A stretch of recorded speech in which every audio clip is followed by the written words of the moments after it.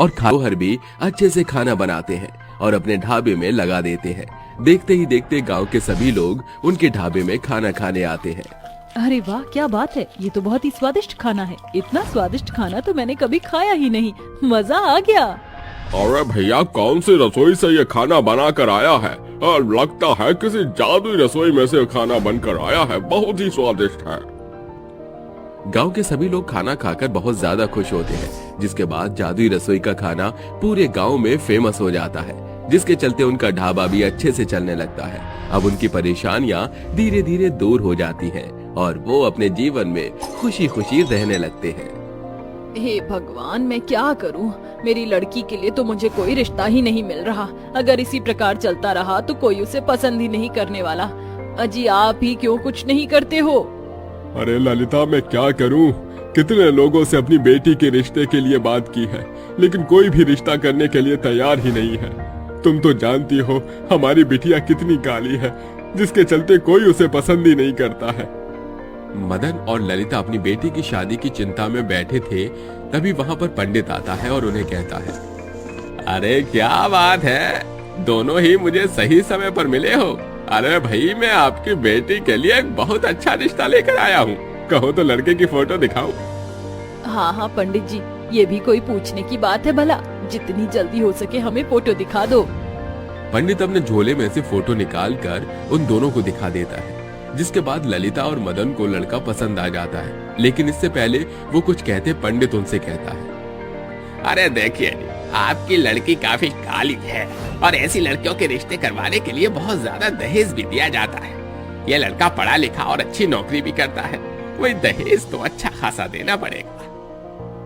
अरे तुम दहेज की चिंता मत करो, मैं अपनी बेटी की शादी करवाने के लिए अपना मकान भी बेच दूंगा। बस तुम किसी भी तरह मेरी बेटी का अच्छे घर में रिश्ता करवा दो। पंडित मदन और ललिता की बात मान लेता है और एक अच्छे से घर में उसका रिश्ता करवा देता है। मदन अपना घर बेचकर अपनी बेटी के लिए खूब सारा दहेज इकट्ठा करता है और उसको विदा कर देता है। शादी के कुछ दिनों में ही अमृता घर की सभी जिम्मेदारियों को अच्छे से समझ लेती है, लेकिन उसके कालेपन की वजह से उसके ससुराल में कोई भी उसकी इज्जत ही नहीं करता। अक्सर उसकी सास उसके ऊपर अत्याचार करती रहती है। अरे अमृता, कहाँ है तू? तुझे घर में काम दिखाई नहीं देता? ये देख, चारों तरफ धूल मिट्टी कितनी हो रही है। मुझे तो लगता है पूरे हफ्ते से तूने घर में कोई सफाई नहीं की। नहीं माँ जी, ऐसी बात नहीं है। दरअसल बात ये है, मैंने अभी ही सफाई की थी, लेकिन सुबह से बहुत ज्यादा हवाएं चल रही हैं, जिसके चलते घर के अंदर धूल मिट्टी उड़कर आ गई है। बस बस बस बस कर, मैं जानती हूँ तू बहुत ज्यादा बहाने बनाती है। तेरे ये बहाने मेरे सामने नहीं चलेंगे। मैंने कहा ना, अभी के अभी इस घर में अच्छे से साफ सफाई कर। ठीक है माँ जी, मैं साफ सफाई कर देती हूँ।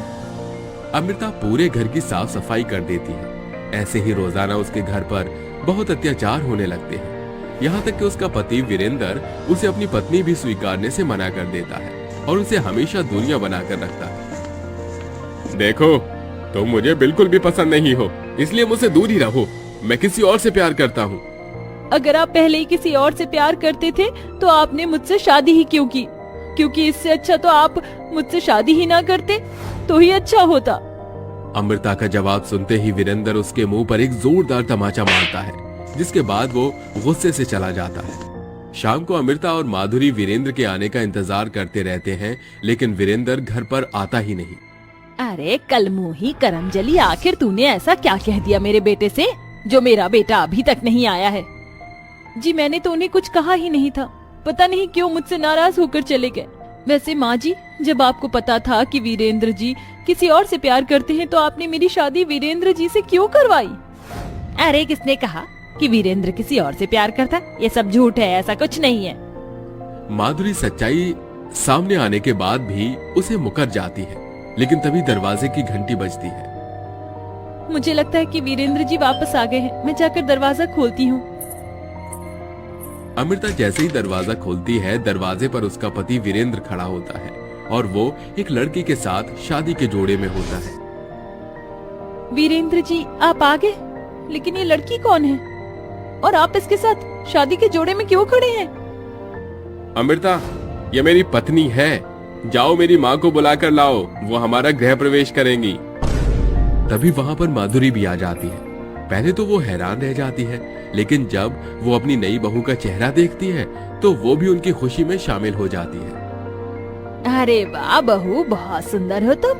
तो तुम्हारे नैन नक्श भी बहुत सुंदर है। अरे वीरेंद्र, तेरी पसंद तो कसम से बहुत ही गजब है। तूने मुझे पहले ये लड़की दिखा दी होती तो मैं इस काली कलूटी से तेरी शादी कभी नहीं करवाती।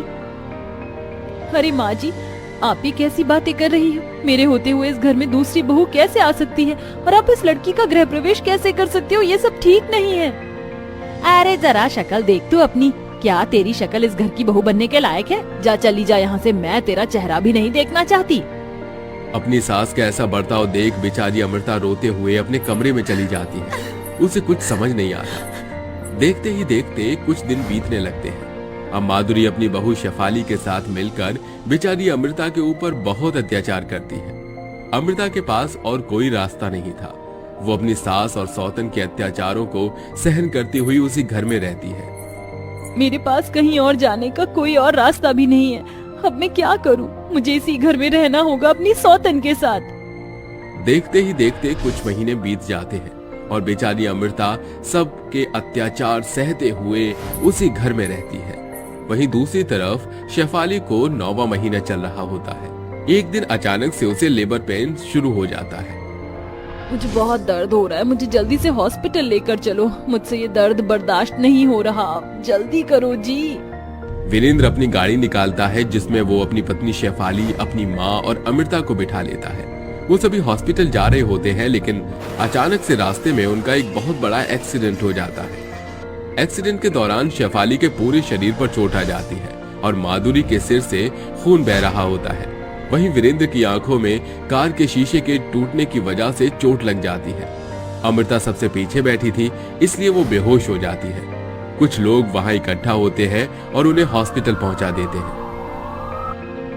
देखिए, उस हादसे के बाद केवल आप ही को होश आया है। दरअसल आपके लिए एक अच्छी खबर के साथ 3 बुरी खबर है। जिस माँ के पेट में बच्चा था वो बिल्कुल सही सलामत है, लेकिन उस माँ के शरीर पर बहुत से जख्म आ गए हैं। वहीं उनका जो पति था उसकी आंखें डैमेज हो गई हैं और माधुरी जी का एक हाथ फ्रैक्चर हो गया है। और एक खबर आपके लिए, मैं ऐसा कहना नहीं चाहता, लेकिन एक्सीडेंट की वजह से आपका शरीर काम करना छोड़ चुका है। आप जीती जागती एक लाश हो। ये सुनते ही अमृता फूट फूट कर रोने लगती है और डॉक्टर से कहती है, एक ऐसे शरीर का मैं क्या करूंगी? जिंदगी भर दूसरों के आसरे में नहीं रह सकती। डॉक्टर साहब, मेरी आपसे दरख्वास्त है कि आप मेरे शरीर का इस्तेमाल मेरे परिवार वालों के लिए करें। मेरे पति को मेरी आंखें दे दीजिए और मेरी सौतन की सर्जरी करा दीजिए। अमृता अपनी सौतन और अपने ससुराल वालों के लिए अपने आप का त्याग कर देती है और अपने जीवन को उनके नाम कर देती है, जिसकी खबर एक चिंगारी की तरह पूरे शहर में फैल जाती है और वो हर किसी की जुबान पर एक मिसाल की तरह बन जाती है।